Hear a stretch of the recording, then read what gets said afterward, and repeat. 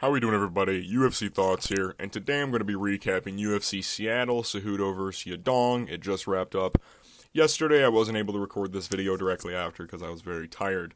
But, I did well on picks. I went 8-4. I got, I think, all three of my confident picks right. I did get the main event wrong, which sucks. I'm now even on main events in the year, which is kind of poopy, but it is what it is. Speaking of the main event, let's get right into it. Henry Cejudo versus Song Yadong. Another bad kind of pick on my end. Basically, Song was just younger, quicker.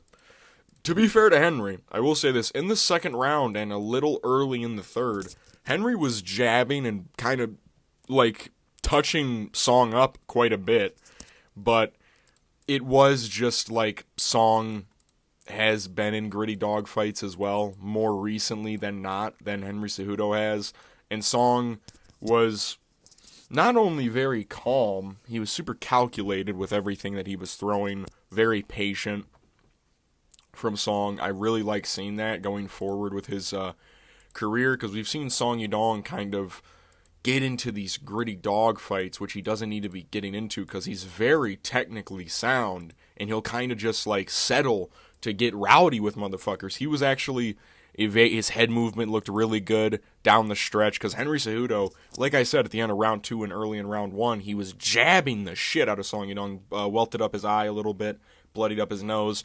I think Henry Cejudo had a decent chance of winning the second round. I personally thought it was still Song's round. My scorecard personally was 30-27 Song Yadong. I don't really think that Henry Cejudo did enough in the second round. He was doing well late, but early, I think Song just landed quite a bit too much late and was still landing a decent clip later in the round as well. It's just Henry was he wasn't throwing as much. He was picking his shots a little bit better, but he was whiffing more times than not due to the reach disadvantage, due to the speed and youth disadvantage. Song looked good, man. I really like how he looked in this fight. It was a very good look for me, or for Song Yadong, rather. And I think that's a fight, he beats number 7 Henry Cejudo, so Song's going to move up. I think that really, if Umar is not going to fight anyone, because Corey and Davison just got booked, Sean should fight Piotr if he doesn't fight Merab.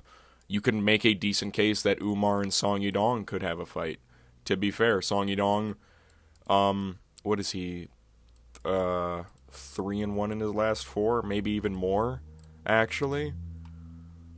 Or, yeah, he's 3-1 in his last 4, and he got a TKO. He beat Ricky Simone, who had a crazy one this weekend, beat Chris Gutierrez, beat Henry Cejudo. He'll be number 7, most likely. I don't know if he'll, leapfrog Cheeto. You could either do the Cheeto rematch, or you could book him versus Umar, which was a fight that was rumored to be happened and was given to Song Yadong for that Tampa Bay card, but he wasn't able to meet the requirements or whatever. He wasn't able to fight, essentially, is what it was. Yeah, Henry Cejudo, I don't know what you do with him. Maybe you do him versus Rob Font. Maybe you could do that fight. We move to the co-main event, Brendan Allen versus Anthony Hernandez. Now, I was getting worried watching this fight, because again, in the first round, Anthony was looking like dog shit on the feet. It happens every time this fucking fluffy dude fights. He always looks utter garbage for the first minute. To be fair, he actually started way quicker than he usually does, which I liked. Because usually it'll be 3.5, 4 minutes of the first round, which he's just getting kind of worked and lands a jab or two and kind of is getting pressured. He actually took down Brendan Allen a minute or 45 seconds into the first round. But then he made a huge mistake, because Brendan was teeing him up, landed a bunch of low kicks right to the body, was tagging him to the face as well. He threw a head kick, and Anthony ate it. Good, for God's sake, he ate the shit out of that head kick. But then he jumped on his back like an absolute fucking goober. He tried to rush to the back way quicker than he should have, and got thrown down and got elbowed for the rest of the round. He dropped the first round. The second round, Anthony was just too much.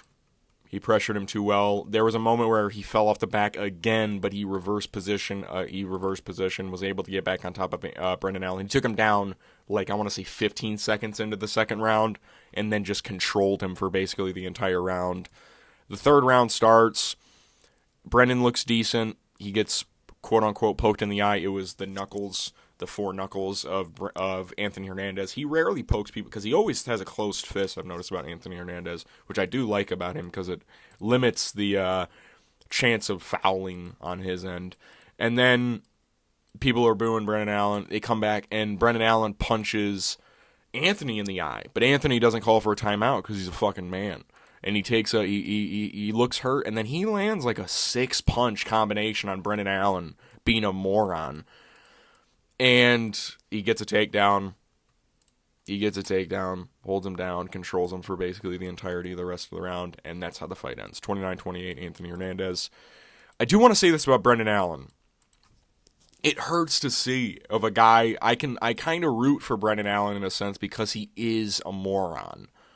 And I realize that he is like very talented as a fighter. You can tell that he is talented. Like you can see it. Like his striking in moments against like even Nasruddin Imavov in like the third round looked impeccable.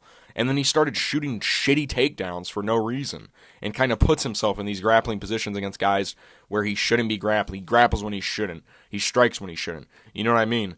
It's irritating. His IQ is just, it doesn't suit the rest of his ability. He's like the complete opposite of like Corey Sanhagen's IQ is really high. It's just that sometimes he physically can't do what he mentally wants to do. I think Brendan Allen can do that stuff. His IQ just holds him back so much. Anthony Hernandez breaks into the top 10. I really would love to see him versus Jared Cannonier as a main event, most likely in the Apex. I feel like that's something, a viable option they could do. Maybe a co-main event again of like a fight night in an arena, or put it on like a pay-per-view. I think that fight makes the most sense. Jared Cannonier coming off the Gregory Rodriguez win, just knocked out RoboCop. Anthony on a 7-fight win streak, I believe it is. He's tied with Kaio, 2 behind Dreykus. Give him Jared Cannonier, because Kaio shouldn't have to fight down Robert Whittaker. I think that it should be Kaio and Robert who should fight each other. Israel's taking time off. Khamzat's waiting for a title shot. He shouldn't fight Nasruddin because Nasruddin's proven himself. And then Sean Strickland, I think he's too high for an Anthony Hernandez fight. I think Anthony Hernandez, if you're going to slow burn him again, kind of get him up there with a guy 2 ranks above him. You did it this time with like a guy that was 3 ranks above him. The Michel Pereira fight, you did it with a guy ranked 1 below him. Do this again. You know, this guy, he's putting on masterful performances a time and time again. You know what I mean? Do it again. Let's see how he does against Jared Cannonier, the older guy in the division, coming off a defining performance for his career. You know, he had to win that one, and he did. Brendan Allen, you can fight fucking Roman Kopylov. Fuck it. We move to the featured fight, Rob Font versus Joan Matsumoto. This is a really good fight. I think this should have won fight of the night. I don't know how Alonzo Menifield, Julius Walker won it. This was a good fight, and I had it 2-1 Rob Font. I think Rob Font did win the first and third round. I think it does hurt me because I am a huge fan of Joan Matsumoto. I really like how he's looked so far into his career, and I picked him because I did think that youth would be an advantage, and I did think that I didn't know how well the grappling would look because Rob Font does have decent takedown defense. Dude, John looked fucking good. He is top 10 ready for fucking sure, dude. John, 25 years old, 3 fights into his career, going up against Rob Font, short notice. I know he had a fight camp already. He was fighting 2 weeks later anyways. This shows me, 1, he would have fucked up Chris Gutierrez, which I had thought he would. I knew he would fuck up Chris Gutierrez. If he's able to take down and control Rob Font like he did, Chris Gutierrez would get fucking mauled. Secondly, kid's got a chin on him, and he's got heart. Rob Font, and I like this image for John, that he's able to go 3 hard rounds against a guy like Rob Font, you know, who's only losing to the upper echelon of guys in the division. The first round was close, and that's what a lot of people struggle to score, is that first round. He did outstrike him. He did take him down a couple times. It's the significant strikes and damage in that first round that I think really kind of seals it for Rob Font. I think John won the second round. He got all 5 takedowns. The strikes were a little even, but I think John was able to also land stuff on the ground, and then Rob Font, of course, took the third. He cut him up pretty bad and was kind of rocking him in moments. It kind of sucks, though, in this fight that Rob Font really only won because he was being a dirty fucking fighter, man. And I don't it kind of sucks because realistically, one of the reasons why he wins that first round is because he hurts John right off the bat and then lands some solid strikes after the fact as well. He rocked him with a, like, faint glove touch. I don't like that. I didn't like it when Khamzat did it to Kevin Holland. I thought that was kind of a shitty move on his part. I get it's defend yourself at all times. Dude, you're doing that to an up-and-coming kid who took this on short notice? Fuck you, dude. That's a piece of shit move, man. That's dirty. That's a dirty move, and that's one of the main reasons why he won that first round is because he hurt him immediately and landed some good shots afterwards. John, still at heart, I think he'll be a problem in the future for sure. The Brad Katona fight, having to dig deep in that one, he had to dig deep against Brad Katona. He was digging deep against Rob Font. He shows he can in every fight he's been in. The Daniel Argueta one as well. He digs deep every time. Dude has heart. Rob Font hits hard, man. I know it doesn't seem like it because he doesn't get knockouts all that much. Remember what he did to Adrian Yanez, guys. Remember what he did. People forget, man. Adrian Yanez was the up-and-coming guy. John didn't get knocked out. That's all I'll say. I think John is going to become a staple in the bantamweight division. Rob Font, like I said, wins. This is his second win in a row. Kyler Phillips, now John Matsumoto. I do think that he rightfully won. I think that he should have won. Now, did he deserve to win? That's because he was grabbing the fence all the time as well. Rob Font was being a dirty, cheating prick in this fight, dude. That's the one reason why I'm mad. I'm not mad that John lost. I'm mad that he lost to Rob Font mostly because he was being dirty. You know what I mean? But it's veteran moves, man. People forget, man. John's young. He'll learn. He'll beat whoever he fights next. They'll probably give him... I think that they might even reschedule a Chris Gutierrez matchup possibly. Or if Dana really... I mean, it seems like Dana was really very gratuitous of John taking this fight on short notice. He was talking to him a lot after the fight as well. Good look for John Matsumoto. Rob Font, like I said, you could book him versus Henry Cejudo. No one wants to see this Song Yadong rematch. I saw Henry was like, oh man, yeah. By the way, I didn't mention it. Henry Cejudo, I saw that his eye was fucked up. You were looking for a way out of the fight. Come on, Henry. Let's keep it a buck, okay, bud? Let's keep it a buck, okay? We move to João Silva versus Melsik Baghdasaryan. This does put a smile on my face. Motherfuckers was really picking Melsik Baghdasaryan to win this fucking fight, dude. Motherfuckers were looking at you with a straight face being like, dude, Melsik's a better striker, man. Melsik's a better striker, man. And listen, in my video I said that it could become a trap fight if Melsik's able to strike on the back foot because he can do that. He's very fast. I knew he was going to chin this motherfucker, though. Melsik... He honestly looked slower than John. I'm going to be honest with you. He did look slower, and he wasn't throwing anything at all. John was walking him down the entire time. John was very low output himself. He was kind of fine in his range. Dude, he found his range in the first shot he landed. Flush on Melsik was with his right hand, set him down, and then pointed at him like, are you good? And then 12-6 elbowed his body and head for a finish. The man João Silva is. Oh my god, dude. Didn't take any damage against Melsik. You could book him for a pay-per-view, put him on 315, add some more depth to that Canada card, please. Dude, I love the fact that he was able to win this fight so quick because that means that he can get in there quicker. The fighting nerds, the main four fighting nerds, João Silva, Caio Borralho, Carlos Prates, Mauricio Rufy, they're all goated. They're all goated. Everyone else, Thiago Moises, Bruno Brazil, they don't count. I refuse to count them as fighting nerds. They don't. No. Even though Thiago won his last fight, the only reason he won was because Trey Ogden tore his bicep. No, I'm not dealing with it. Trey Ogden, Thiago Moises doesn't count. It's only those four. That's the only glitter there's on them. Unless they're in this next Dana White Contender Series, I guarantee you there's going to be a couple fighting nerds on there. I guarantee it. This was a great win for João Silva. Dude, who's done that to Melsik Baghdasaryan, guys? Who's done that? Nobody's done that to Melsik, dude. This is a great win, though. Putting out, again, 4 fights, 4 finishes. Coming back stronger and stronger every time. Knocks out Weston Wilson first round. He knocked out Jourdain. TKO'd Dober with a doctor stoppage. And then proceeded to fucking flatline Melsik Baghdasaryan. 3 guys well, Charles Drain and Melsick at least, two guys that have never been KO'd in their career. In MMA, at least. I don't know if Melsick got TKO'd in kickboxing ever because he has like a long reigning career there. Those two, and then Drew Dober, who's only been KO'd the other time by Matt Frivola, right? Has he ever been KO'd outside of the Frivola fight? I can't really... Maybe he got KO'd like really early in his career, possibly, because Drew does eat a shit ton of shots. He did one other time. What was the other time? Because I know it was Matt Frivola... And then it was...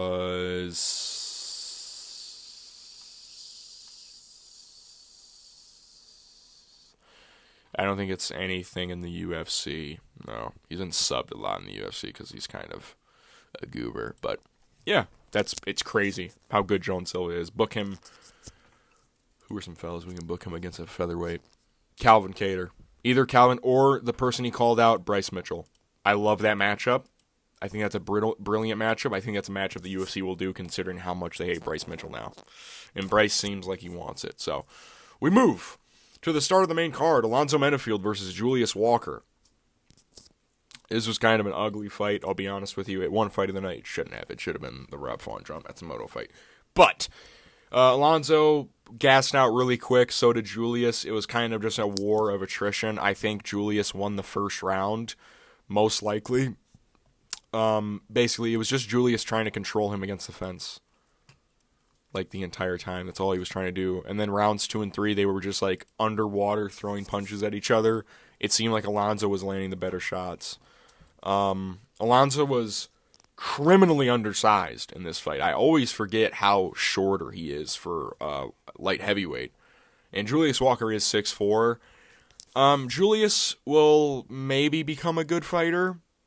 The jury's still out for me on whether or not he'll be crazy good. I get that he fought Alonzo Menifield short notice and went to a split decision, but he gassed. I know it was also short notice, right? But he did gas out like egregiously fast. It was gross how fast he gassed out. Same with Alonzo. He needs to improve again. I know that it was a very short notice thing for him because he just started fight camp for Umar C, I think, like a couple of weeks ago. So it is what it is. It was an ugly fight. Alonzo landed the better shots down the stretch. That's why he won. Julius Walker, pair him against a fucking fat guy. Alonzo Menifield, rebook him versus Umar C. We move to the featured prelim, Iwan Kutelaba versus Ibo Aslan. We had a fraud check. We had a fraud check this time around, fellas. There was a fraud check amongst us. Ibo Aslan got subbed in the very first round by Iwan Kutelaba. They were both throwing heavy shots at each other. Iwan was kind of egging him on. They were throwing big old meaty haymakers. Ibo got taken down the first time, like a minute in the round, I believe. He got instantly right back up. Ibo gassed so fast, dude. It was honestly very shocking how slow and sloppy he became in such little time.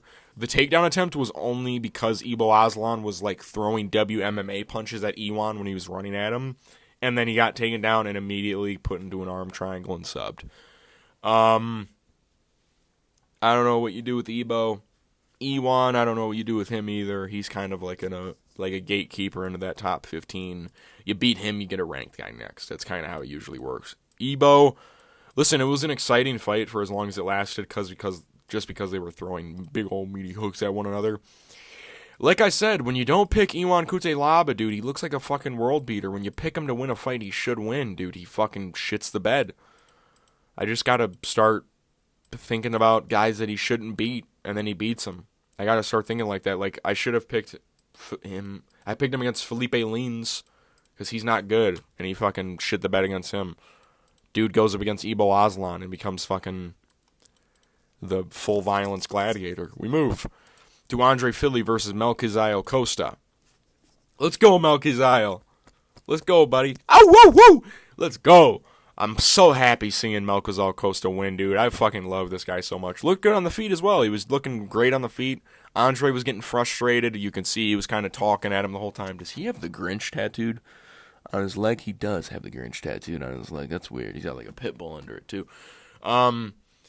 Melquizael kind of just beat him up at range. Landed kicks of his own. Landed some straight shots. He was kind of just tagging Andre up quite a bit.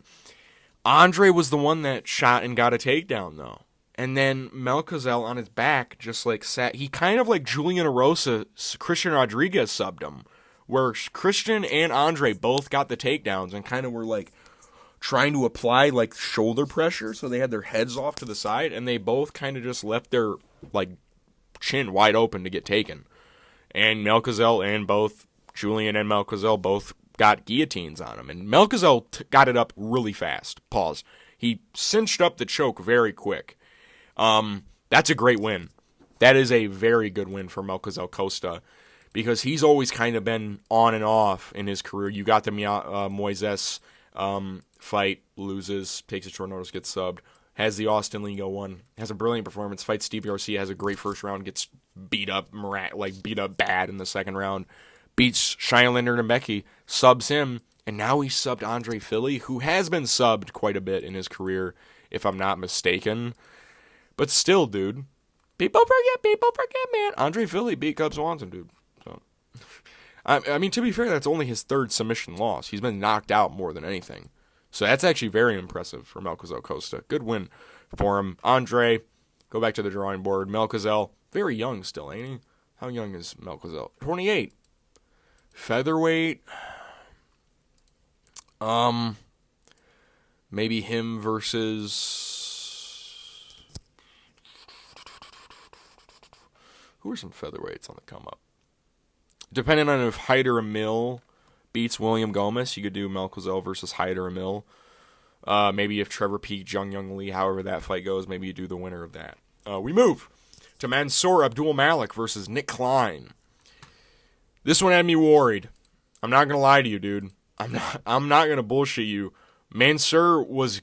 It seemed like he was getting fraud checked in the first round of this entire fight.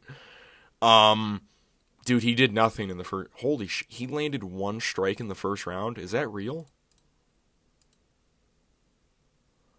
UFC.com is saying that Mansour landed one strike in the first round. Dude, he was on his way to getting fraud checked in the first. He got rocked with a spinning back fist, got controlled against the fence by quite a bit. He wasn't really landing anything. He didn't throw anything. Nick Klein just gassed out because he took it on short notice. And Mansour kind of just like waited until he hurt him. He didn't even hurt him. He basically, Nick Klein went for a shitty takedown, or he like caught, did he catch Mansour's kick, and then Mansour just like bully shoved him to the ground and then started pounding on him, pause. But yeah, he got like back, like where, you know, like people are posting with their hands to get back up from a takedown, like people have their back. Mansour just started unloading shots on Nick Klein, with his right hand, and then Nick Klein kind of repositioned himself, and then Mansour just started unloading with his left, and then he just got standing TKO'd, essentially. That's basically how the fight went. First round, all Nick Klein. Second round, all Mansour Abdul Malik for the most part. Good win. Nick Klein loses. He isn't good. Mansour Abdul Malik, great win. We move to Ricky Simon versus Javid Basharat. Man, Ricky Simon put him out bad. That's a bad knockout, dude. That's a bad knockout, man. Javid was looking good as well. Javid was looking decent on the feet. He was landing his little rabbit punches. It seemed like Ricky Simon was behind, again, kind of like a step behind every single exchange. And then he just unfucking loaded a right hand on Javid Basharat and put him out bad. It was one of those ones where people get knocked out and their top half goes forward, but their legs are going back. So then their fucking whole body like slingshots back, and his back of his head slams on the canvas. It was not a good one. Javid Basharat hasn't won a fight since the Mateus Mendonça fight, man. That's crazy to think about. It really is. 2-1 in his last 3. Ricky Simon knocked him out. I don't know what to say. It's a wild turn of events. Ricky Simon proves that he still has what it takes.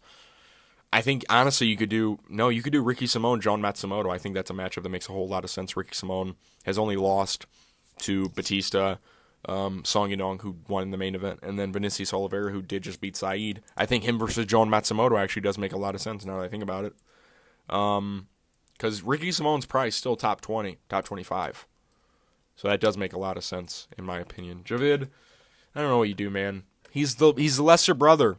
He is the lesser brother. It is sad to admit he is worse than Farid. He just is. He has fought better comp, though. That does need to be stated. I will state that. He has fought the better competition than Farid. So we truly don't know how good Farid is. I do want to point that out. But yeah, like I said, Javid was looking good. He was low leg kicking. He was landing his shitty jabs. He was actually kind of making Ricky miss for some part and then just got flattened. So it is what it is. We move to Nikolay Veretennikov versus Austin Vanderford. Let's go, baby. Austin Vanderford fucking sent Nikolay Veretennikov back to Russia with this fucking performance. Austin Vanderford smashed this dude into the ground, took him down, he was kind of getting tagged early on the feet in the first round, and then he got a takedown. Nikolay couldn't get up whatsoever, got dominated for the entire fight, and then second round, much of the same, got taken down early, controlled, smashed into the ground, and then TKO'd on the ground. And then he shoved him afterwards. So, Nikolay, you're a bitch. I hope you get absolutely fucking marauded in your last fight. You're dog shit. Austin Vanderford, I don't know if he'll become anything at 170 because he is old. He's 34. But good win nonetheless. Nikolay Veretennikov, he's going to decisions with Danny Barlow. He's going to decisions with Michael Morales. Styles make fights, and Austin Vanderford got him out of there in the second round. We move to Nursultan Ruziboev versus Eric Makhaniko Jr. Nursultan, essentially, Eric was throwing nothing in the entire fight. He was throwing basically just like a jab and then a kick. I think at one point, I don't know if they say that he didn't shoot for a takedown, but I could have sworn that I think essentially all it was, Nursultan was throwing more, landing more. Traditional Nursultan fight, kind of striking out of range, rushes in with his traditional shots. Early in the second round, he catches Eric with a straight right hand. Like I said, uppercut or straight right charges. Caught him right through his guard. Hurt him bad. Drops him to the ground. Eric gets back up and he kind of just starts wailing on him. Misses some, but lands some as well. Drops him again. Ref steps in, stops the fight. Nursultan wins by TKO. Because, of course, Eric Makhaniko shouldn't be in the UFC. Shocker that he beat Eric Makhaniko. Nursultan beats up on cans in the UFC to his career is so weird because he knocks out Bruno Ferreira, who is decent, and then he knocks out Cedric, who is goes to a decision with fucking Joaquin Buckley and knocks out Eric Makhaniko. All this dude does is finish fights in the most awkward fashion possible. Good for him. We move to the start of the entire card: Modestas Bukauskas versus Rafael Sequeira. Dude, this was wild. This is a wild way to start the night. Modestas was kind of walking at him. Rafael was kind of miffing shot. Dude, there was like a 30-second stretch where Rafael was landing at all cylinders with a straight right hand, and I was kind of like, oh my god, he's about to knock out Modestas Bukauskas, dude. Because that's how Jimmy Crute got him out of there. Was he caught him coming in, and he threw like a kick, and he caught him like a 1-2 and knocked him out like brilliantly. Rafael Sequeira was landing straight right hands like it was nothing, and I was like, oh my god. But then Modestas unloaded a left hook, put him against the fence. If he dies type of finish, dude. Rafael folded really bad and got brutally murdered against the fence. Great win for Modestas Bukauskas. That's how many in a row? Is that 2 now? Because how long ago was that was 2 in a row because he did get knocked out by Vitor Petrino. But yeah, besides that, he's 4-1 in his last 5 in the UFC. That's fucking good, man. That's really good. Good for Modestas Bukauskas. UFC Seattle. What a blast. This card was actually really fun. Almost every fight ended in a finish. Almost every fucking fight ended in a finish. Every prelim fight ended in a finish. Joe Silva ended in a finish. 4 of the 5 main card fights did not. Which, it was alright because Brendan Allen, Anthony Hernandez was dope. Rob Font, John Matsumoto was dope. Alonzo Manafield, Julius Walker was funny more than anything. And Henry Cejudo, Song Yadong was a scrap. I hope they come back to Seattle more often. It seems like these fights, dude, this card was magical almost, how many finishes there were to start. Great card. Good win for Song Yadong. A lot of bangers on here. If there's an event you have to rewatch so far in the year, I'd say this is probably where to start with a lot of the prelim fights. So, yeah. I'll try and get an upload out for you guys this week. I'm sorry I couldn't get an extra upload out. But, yeah. I'll see you guys in my next video. Peace.